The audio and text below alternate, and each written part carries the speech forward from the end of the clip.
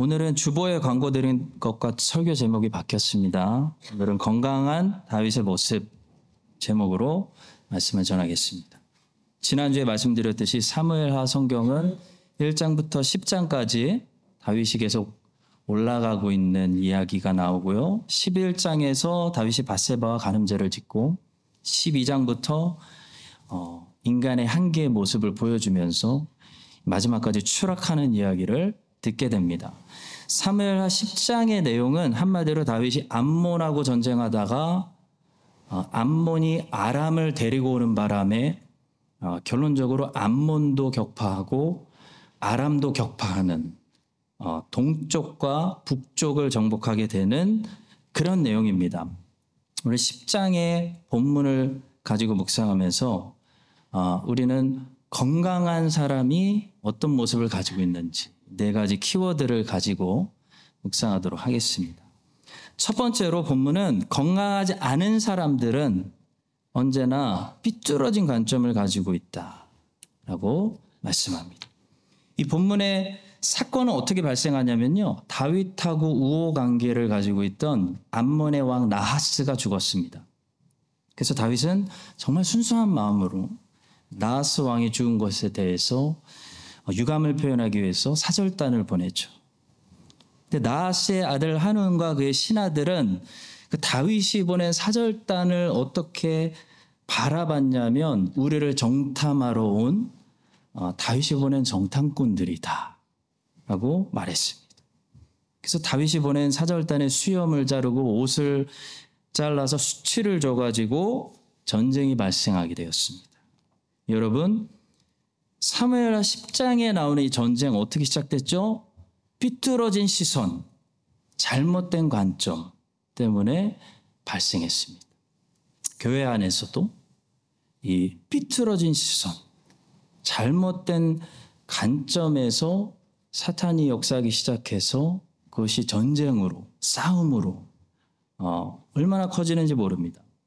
건강한 사람은 언제나 긍정적으로 보는 이 바른 관점을 가지고 있고요. 건강하지 않은 사람은 언제나 부정적으로 보는, 부정적인 것만 보는 그런 삐뚤어진 관점을 가지고 있기 때문에 이 건강하지 않은 사람의 눈에는 다 의심으로, 다 아무도 믿을 수 없고 꿍꿍이가 있을 거야. 정치적으로 생각하고 하는 거죠. 건강한 사람의 눈에는 아이들처럼 순수한 의도로 보입니다. 다윗이 사절단을 보낸 의도는 순수했습니다. 그러나 한운과 그의 신하들은 건강하지 않기 때문에 삐뚤어진 관점을 가지고 있어서 정치적으로 해석했습니다. 창세기를 보시면 야곱이라는 사람이 등장하죠. 야곱은 장점도 있지만 단점도 많이 가지고 있는 그런 사람입니다. 야곱은 참 좋은 은사를 가지고 있었어요. 근데 너무 안 좋은 단점들을 가지고 있었죠. 막 욕심이 많고 좀 치사하고 수단과 방법을 가리지 않고 그 목표한 것을 뺏는 그런 취약점을 가지고 있었습니다. 근데 중요한 건 그런 야곱을 바라보는 하나님의 시선입니다. 야곱의 어디를 보시는가? 그거에 따라서 우리는 야곱을 도둑놈으로 볼 수도 있고요. 아니면 위대한 믿음의 족장으로 볼 수도 있습니다. 하나님은 어떤 관점을 가지고 계셨을까요? 하나님의 관점은 성경입니다. 여러분, 성경은 하나님의 관점으로 쓴 책입니다. 하나님의 관심이 어디 있는지, 하나님이 뭘 보시는지, 성경이 어디를 강조하고 있는지를 보면 알 수 있다는 거죠. 예를 들어 아합 왕의 아버지 오므리라는 북이스라엘의 왕이 있었습니다. 이 왕이 세상적으로 보면 엄청난 왕이었어요. 정치를 잘해서 나라를 부강하게 만들었습니다. 사마리아라는 도시의 수도를 만들고 도시를 발전시키고 경제를 살리고 무역을 살린 그런 대단한 왕이었어요. 우리는 경제를 살리는 대통령을 최고의 대통령으로 평가하는 성향을 가지고 있죠. 그것이 우리의 관점이기 때문에 그래요.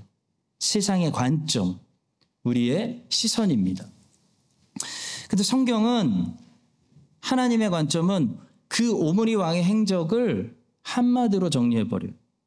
오므리가 여호와 보시기에 악을 행하되 그 전에 모든 사람보다 더욱 악하게 행하여 느바스의 아들 여로보암의 모든 길로 행하며 그가 이스라엘에게 죄를 범하게 한 그 죄 중에 행하여 그들의 헛된 것들로 이스라엘의 하나님 여호와를 노하시게 하였더라 하고 성경은 오므리 왕에 대해서 더 이상 한마디도 얘기하지 않습니다.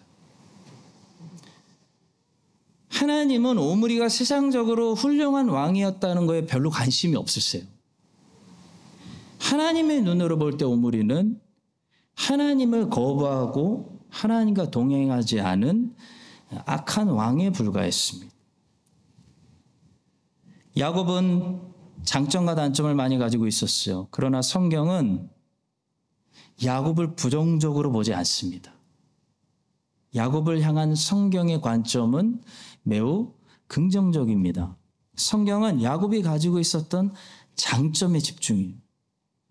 곧 하나님을 향한 그 영적인 열망, 그 야곱의 믿음, 그것을 매우 높게 칭찬하고 있고 그것을 가지지 못한 에서를 책망하고 있어요. 그 하나님을 향한 열망 때문에 하나님이 야곱을 기뻐하신다 라고 성경은 말씀하고 있어요. 마찬가지로 하나님의 형상을 닮은 건강한 사람들은요, 항상 좋은 부분을 보는 이 건강한 관점을 가지고 있습니다. 창세기 30장을 보니까요, 레아하고 라헬이 여종들 빌하하고 실바를 통해서 아들들을 얻게 되는 이야기인데요. 라헬은 보니까 여전히 언니하고 경쟁하고 있습니다. 라헬은 여전히 언니하고 경쟁하고 있기 때문에 아들들의 이름을 지으면서 막 급해요. 더 낳아야 돼요. 자기의 서운함, 언니보다 아들들이 적은 그 자기의 서러움을 막 드러내고 있어요. 근데 레아는 보니까 변했습니다. 레아는 더 이상 서러움이나 섭섭함을 드러내지 않고 있어요. 레아는 이제 그저 기뻐하고 찬송하고 있습니다. 그리고 여종을 통해서 얻은 아들들의 이름을 갓 아셀이라고 부르고 있습니다. 갓 아셀이라는 이름 아래는 이제 레아의 어떤 섭섭함이나 서러움, 불평, 조급함이 들어있지 않습니다. 보십시오. 레아가 이르되 복되도다 하고 그의 이름을 갓이라 하였습니다. 레아의 시녀 실바가 둘째 아들을 야곱에게 낳으며 레아가 이르되 기쁘도다. 모든 딸들이 나를 기쁜 자라 하리로다 하고 그의 이름을 아셀이라 하였더라. 복되도다. 내 인생이 기쁘다. 레아는 이제 즐거워하며 찬송하고 있습니다. 여러분, 레아가 변했어요. 왜 변했을까요? 레아의 인생과 상황이 변했나요? 아닙니다. 여전히 레아의 남편은 자기를 사랑하지 않고 멀리합니다. 하나도 안 변했어요. 여전히 남편은 라헬밖에 몰라요. 상황은 똑같아요. 그런데 불평하고 서러워하고 섭섭해하던 레아가 더 이상 서운해하지 않고 복되도다. 기뻐하고 찬송하는 사람이 된 거예요. 뭐가 변한 거죠? 관점이 변한 거예요. 관점이 변했어요. 보는 게 달라졌어요. 비록 여전히 남편이 나를 사랑하지 않지만 와, 나에게는 이렇게 아들들이 많구나. 공평하신 하나님. 관점이 변한 거예요. 레아가 건강해진 거예요. 성도 여러분, 건강하지 않은 사람은요, 관점이 삐뚤어져 있어요. 그래서 본문에 나오는 이 한운과 신하들 보세요. 똑같은 상황을 보고 기가 막힌 시나리오를 상상해요. 다윗이 정탐하려고 보냈구나. 삐뚤어진 시어머니는요, 며느리가 음식을 싱겁게 해오면 제가 일부러 맛있는 걸 감췄구나 라고 생각하고요, 며느리가 음식을 짜게 해오면요, 제가 나 빨리 죽으라고 생각한대. 기가 막히죠. 여러분과 제가 영혼이 지금 얼마나 건강한지, 우리가 육체는 막 한국 갈 때마다 정기검진 하잖아요. 근데 영혼이 얼마나 내가 건강한지 테스트 해볼 수 있는, 진단해 볼 수 있는 방법이 하나 있어요. 세상은 장점과 단점을 다 가지고 있어요. 뉴질랜드 장점, 단점 다 가지고 있어. 어느 나라나 똑같아요. 근데 뭘 보고 있는지, 어딜 보고 있는지, 모든 인생은 다 장점과 단점을 가지고 있는데 소망적인 것과 절망적인 것 중에 자꾸 내 눈에 들어오는 게 뭔지, 그게 우리가 얼마나 건강한지를 보여줘요. 건강하지 않은 사람들의 눈에는 절망적인 것만 보이는 거예요. 아들들은 안 보이고 나를 사랑하지 않는 남편만 보이는 거예요. 세상이 매우 어둡고 어렵습니다, 여러분. 근데 여전히 감사한 것들도 많습니다. 하나님께서 그 야곱의 단점보다는 장점에 야곱의 열망과 믿음의 시선을 두신 것처럼 여러분과 저도 서로가 서로를 볼 때, 교회를 볼 때, 세상을 볼 때, 내 자신을 내가 볼 때 그 어두운 것보다는 소망적인 것, 감사한 것들, 찬송할 만한 것들, 그런 거를 더 바라보고 레아처럼, 그래서 완벽하진 않지만 그럼에도 불구하고 늘 찬송하시고 기뻐하시는 그런 건강한 여러분들 다 되시기를 예수님의 이름으로 축복합니다. 자, 두 번째로 본문은 균형 잡힌 사람이 건강하다. 균형 잡힌 다윗을 우리에게 보여줘요. 여러분, 건강에 가장 가까운 단어가 뭐냐면 균형입니다. 균형. 건강하다라는 것은 몸의 밸런스가 여전히 있다라는 거죠. 반대로 건강을 잃어버렸다라는 것은 이 밸런스가 깨지는 것을 말합니다. 인슐린 자체가 나쁜 게 아니죠. 인슐린이 너무 나오는 거가 나쁜 거죠. 혈압이 너무 올라가고 너무 낮아지는 거. 균형이 깨지는 게 건강을 이루는 거죠. 건강은 다른 말로 균형이에요. 균형. 저는 위인전 중에서 퀴리 부인 이야기를 제일 감동적으로 읽었습니다. 퀴리 부인이 진짜 열악한 환경 속에서 얼마나 공부를 열심히 했는지요. 너무 공부를 열심히 해가지고 자기가 밥을 먹었는지 안 먹었는지 자꾸 까먹어가지고 공부하다가 쓰러져서 병원에 자주 실려갔습니다. 그러니까 퀴리 부인은 정말 공부를 열심히 했어요. 그래서 우리 공부하는 학생들 계시면요, 참 도전이 되는 그런 대단한 사람이에요. 근데 성도 여러분, 퀴리 부인은 대단한 사람이에요. 위대한 사람이에요. 그러니까 위인전에 있는 거예요. 근데 퀴리 부인은 제가 말씀드리고자 하는 건 이거예요. 건강한 사람은 아니라는 거예요. 건강한 사람은 아니에요. 여러분, 우리는 크리스천이 누구인가? 크리스천의 정의를 위대한 사람, 대단해야 되는 사람으로 잘못 정의할 때가 너무나 많아요. 성도 여러분, 크리스천 대단하지 않아요. 예수님의 제자들 대단한 사람들 아니에요. 하나님의 자녀는요, 꼭 대단한 사람, 위대한 일을 해야 되는 사람들이 아니고요. 하나님의 자녀는 한마디로 얘기하면 건강한 사람이에요. 건강한 사람. 크리스찬은 건강한 사람이에요. 위대한 일은 하나님이 하시는 거예요. 위대한 분은 하나님 한 분으로 충분해요. 우리 위대하거나 대단하지 않습니다. 평범해요. 크리스찬은 항상 그 세대에 평범한 사람들이 대다수예요. 퀴리 부인처럼 대단하지 않습니다. 근데 우리는 건강한 사람들이 돼야 돼요. 건강하다는 것은 무엇이라고요? 균형이 잡혀 있다는 것. 한쪽으로 쉽게 치우치지 않는다는 것입니다. 본문에 보시면 다윗은 굉장히 그 균형을 가지고 있어요. 매우 건강한 사람이에요. 다윗은 은혜를 베풀 줄 아는 사람입니다. 다윗은 동시에 정의로운 사람이에요. 착한 사람은 세상에 많지만 정의로우면서 착한 사람은 만나기가 쉽지 않습니다. 정의로운 사람은 세상에 많지만 판사가 정의로우면서 자비를 베푸는 사람 쉽지가 않아요. 근데 다윗은 그랬다고요. 매우 건강했어요. 다윗은 지난주에 살펴보았던 9장에서 요나단 때문에 무비보셋에게 은혜를 베풀고 10장에서는 나하스 때문에 한운에게 은총을 베풀었습니다. 다윗은 항상 은혜를 흘려보내는 사람, 은혜 베풀 줄 아는 사람이었어요. 멋있는 사람이었어요. 근데 다윗은 그냥 바보같이 착한 사람이 아니었습니다. 다윗은 만만한 사람이 아니에요. 다윗은 균형 잡힌 사람입니다. 다윗은 은혜 베풀고 잘 용서할 줄 알았지만 자기 신하들이 모욕당한 것을 그냥 넘어가는 착한 만만한 사람이 아니었어요.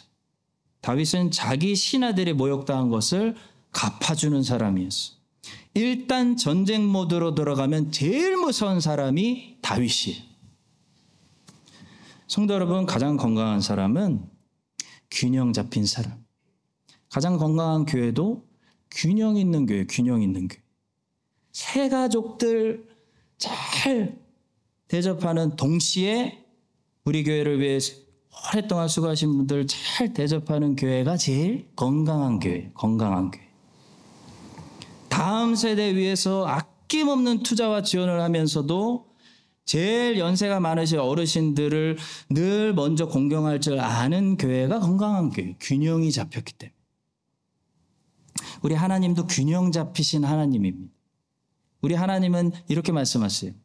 나를 미워하는 자의 죄를 갚되 아버지로부터 아들에게 3, 4대까지 이르게 하거니와 나를 사랑하고 내 계명을 지키는 자에게는 1000대까지 은혜를 베푸느니라. 우리 하나님은 반드시 죄를 복수하시는 하나님이시면서 1000대까지 은혜를 베푸시는 하나님. 하나님의 정의 안에는 하나님의 자비가 함께 있어요. 하나님께서 바벨론을 통해 예루살렘을 끔찍한 심판으로 심판하시기 전에 예레미야 선지자를 통해서 계속 구원의 길을 제시하는 거예요. 그러니까 여러분, 심판이 임했다는 것은 다른 말로 구원이 함께 임했다는 것을 말하는 것이고, 하나님의 백성들이 구원이 완성된다는 것은 믿지 않는 사람들에게는 이제 심판이 임한다는 것을 말씀합니다. 심판과 구원은 같이 옵니다. 심판만 오지도 않고요. 심판 없이 구원만 오지도 않아요. 하나님은 철저하게 공의로우시면서 동시에 충분히 자비로우신 분이기 때문이에요. 오늘 우리가 살아가는 이 말세, 이 세상을 묘사할 수 있는 아주 적절한 단어 중에 하나, 이 단어인 것 같아요. 바로 extreme, 극단적인 세상. 행복도 그냥 행복이 아니고 익스트림한 행복을 추구하는 그런 세상입니다. 성공도 요즘 밀리언웨어 아니에요. 빌리언웨어. 요즘은 대한민국에서만 떠서는 안 돼요. 전 세계에서 떠야 돼요. 적당한 성공이 아닙니다. 익스트림한 성공을 추구하는 그런 세상입니다. 무엇이든지 극단적인 것을 추구하는 세상이죠. 음식도 적당히 맵고 짠 게 인기가 없어요. 갈수록 극단적으로 맵고 짜게 만든 음식들이 유행합니다. 왜 그렇습니까? 사람들이 이제 적당한 것으로는 만족을 못 느껴서 그래요. 적당한 것으로는 흥분이 안 되는 거예요. 사람들은 맛을 즐기는 것을 이제 이미 한참 지나쳐서 흥분을 원하고 있어요. 흥분이라는 제품을 파는 거예요. 유튜브는 우리에게 재미를 주는 데서 끝나지 않고 넷플릭스는 우리에게 흥분시키는 거예요. 흥분시키는 거. 세상은 점점 더 극단적인 쾌락을 먹으며 사람들이 흥분하는 세상으로 가고 있습니다. 여러분. 한마디로 치우치는 세상이에요. 균형을 잃어버린 세상이에요. 이럴 때 크리스찬은요, 건강해야 됩니다. 여러분 건강하시길 바랍니다. 다시 말해 균형을 잃으면 안 된다는 거예요. 균형을 유지하려면 항상 절제가 필요합니다. 적당히 즐기시고 멈춰야 돼요. 적당히 먹고 마셨으면 일어나셔야 돼요. 끝까지 가시면 안 돼요. 절제는 크리스천의 필수적인 성품입니다. 이제 절제가 안 되는 사람들이 여러분들 눈앞에 세상에 넘쳐나게 될 거예요. 그것이 말세의 특징입니다. 디모데후서 3장에는 말세가 가지고 있는 특징이 한 20가지 정도 나오거든요. 그중에서 다음에 말씀 한번 보세요. 무정하며 원통함을 풀지 아니하며 모함하며 절제하지 못하며 싸나우며 선한 것을 좋아하지 아니하며. 말세죠. 우리가 살고 있는 세상이. Welcome to the real world. 이런 말세 속에 하나님 아버지의 자녀들로 우리가 이 남은 인생을 살아가면서 여러분과 제가 우리 하나님 아버지가 정말 균형 잡히신 하나님 아버지신 것처럼 모든 일에 늘 균형을 잃지 않는, 무엇보다도 건강한 성도들이 되시기를 주님의 이름으로 간절히 축복합니다. 자, 세 번째로 건강한 인생은 항상 바른 기준을 가지고 있다는 사실입니다. 바른 기준을 가지고 있지 않는 사람 절대로 건강한 인생을 살 수가 없어요. 본문 12절에서 요압의 입술을 통해서 아주 중요한 진리를 본문은 선포합니다. 12절을 먼저 보십시오. 너는 담대하라. 우리가 우리 백성과 우리 하나님의 성읍들을 위하여 담대히 하자. 여호와께서 선히 여기시는 대로 행하시기를 원하노라. 자, 저 부분을 영어로 한번 보시면요. May the Lord do what seems good to him. 그걸 제가 다시 번역하면 하나님의 눈에 보시기에 좋은 대로. 하나님 눈에 보시기에 좋은 것. 여러분, 그게 기준이에요. 기준이 뭐라고요? 하나님 눈에 보시기에 좋은 거. 그게 기준이에요. 하나님이 보시기에 좋았더라. 그게 기준이에요. 거기서 넘어가는 게 부패예요. 부패.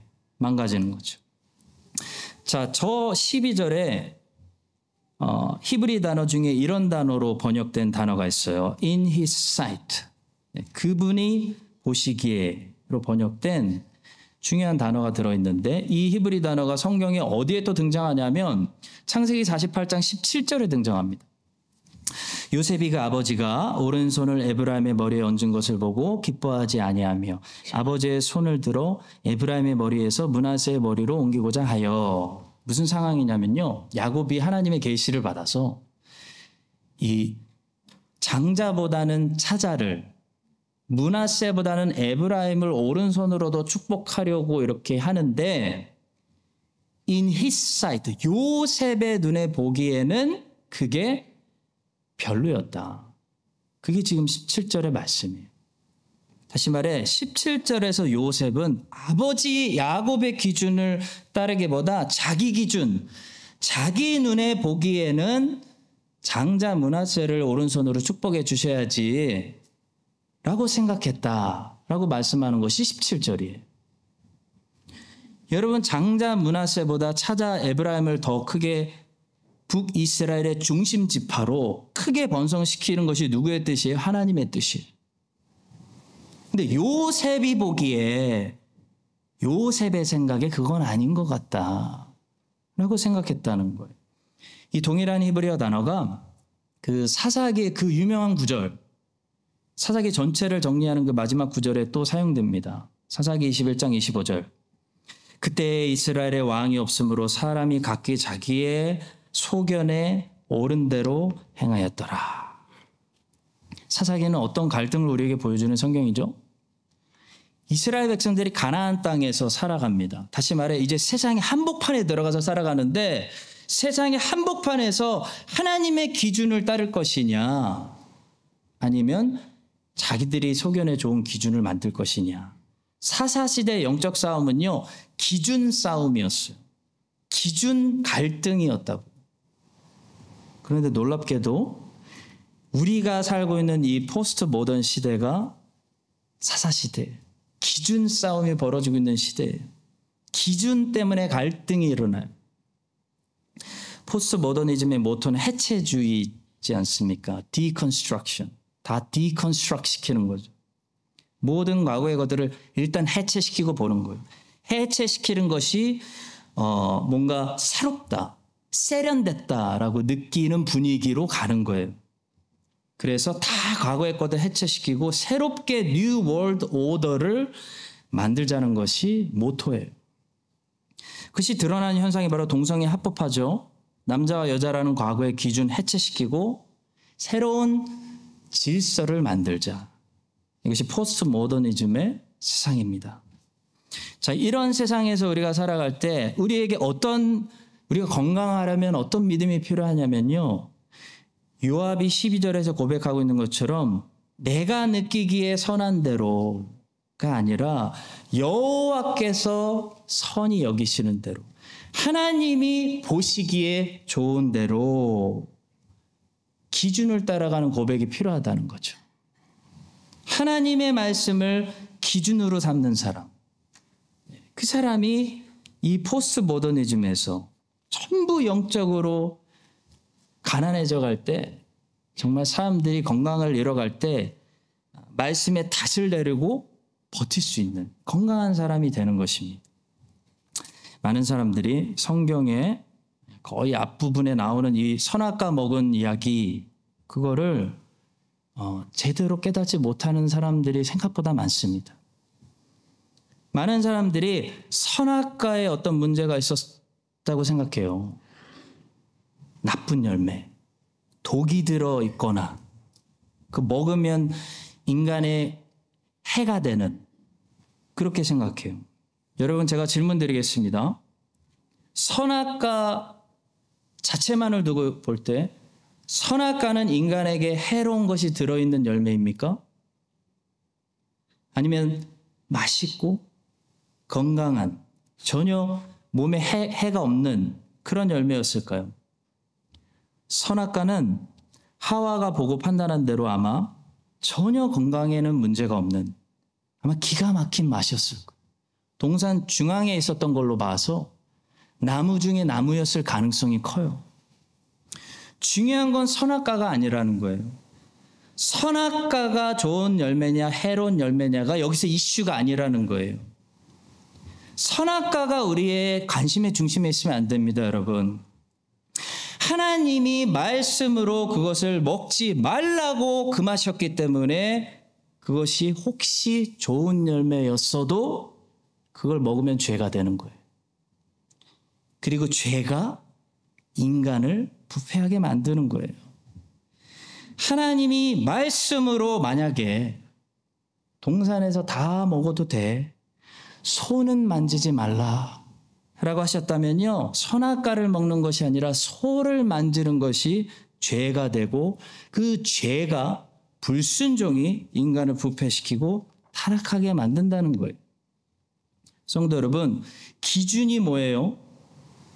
선악과가 기준이 아니라 하나님의 말씀이 기준이라는 거예요. 선악과를 기준으로 생각하면 우리의 잘못된 신앙을 가지게 돼요. 선악과를 기준으로 생각하면 우리는 선하기 때문에 선한 것은 하고 나쁜 것은 해롭기 때문에 안 하는 신앙을 가지게 돼요. 잘못된 신앙을 가지게 돼요. 성도 여러분, 오해하지 마십시오. 우리가 사역을 하는 이유는 그 사역이 선해서 하는 거 아니에요. 하나님이 말씀하시기 때문에 하는 거예요. 예수 그리스도가 명령하시기 때문에 하는 거예요.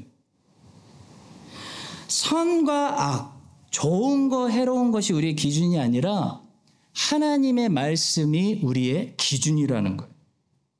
여러분, 왜 인도네시아 가요? 왜 선교합니까? 그 선교일이, 그 구제일이 선한 일이기 때문에 하는 거 아닙니다. 하나님께서, 그리스도께서 가라고 명령하시니까 하는 거예요.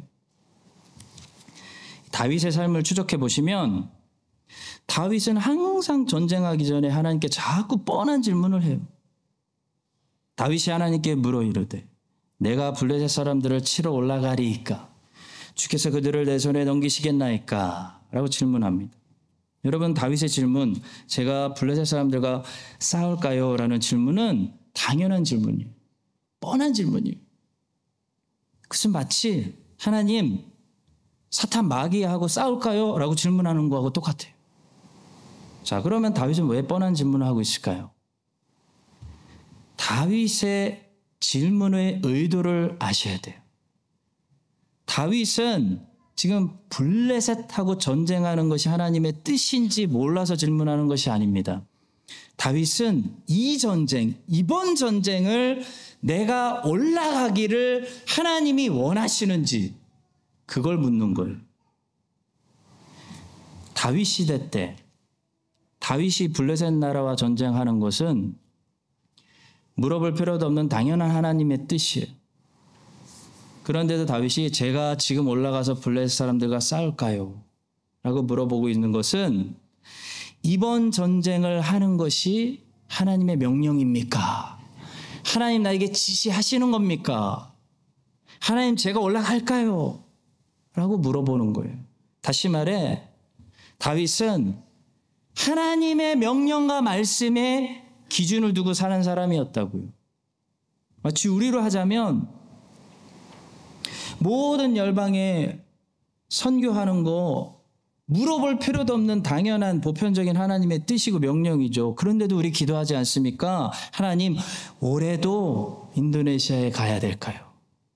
올해도 우리가 가는 것이 하나님이 기뻐하시는 일입니까? 라고 기도하는 것처럼 다윗은 주님, 이번 전쟁에도 내가 나가기를 원하십니까? 이것이 하나님의 명령이십니까? 라고 물어봤다는 거예요. 다시 말해 다윗의 기준은 선한 것이 아니었습니다. 다윗의 기준은 하나님의 말씀이었습니다. 하나님의 명령이었습니다. 가라. 이번에는 가지 마라. 하나님의 명령, 하나님의 말씀이 다윗을 움직이는 기준이었다고. 성도 여러분, 가장 건강한 사람, 건강하게 인생을 살려면 어떻게 살아야 될까요? 항상 선한 일을 하는 사람이 건강한 거 아니에요. 항상 구제하는 사람이 건강한 거 아니에요. 항상 가난한 사람들만 돌보다가는 내가 죽어요. 항상 선교 가는 사람이 건강한 거 아니에요. 선교사님들 중에서도 삐뚤어진 사람들 되게 많아요. 하나님의 말씀대로 움직이는 인생이 가장 건강한 거예요. 하나님이 하라 그러면 하면 돼요. 하나님이 가라 그러면 가면 돼요. 하나님이 쉬라 그러면 쉬면 돼요. 12절의 요압의 고백처럼 여러분과 저의 기준이 오로지 여호와께서 선히 여기시는 대로, 여호와의 눈에 보기 좋은 대로 행하시기를 원하노라. 이게 우리의 기준이 돼야 됩니다.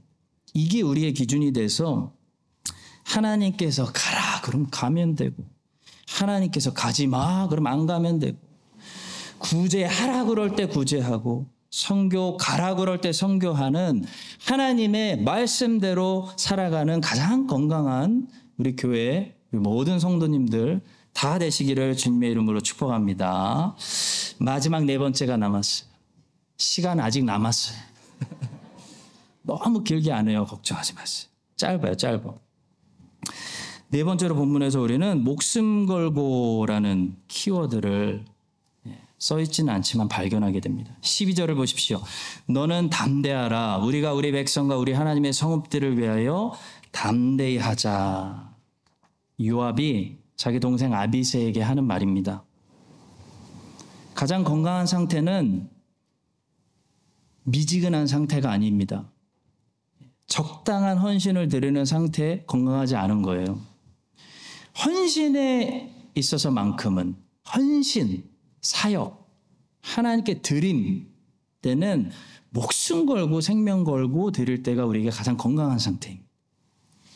요압은 12절에서 하나님의 성읍들을 위해서 싸워야 된다고 동생에게 얘기해요.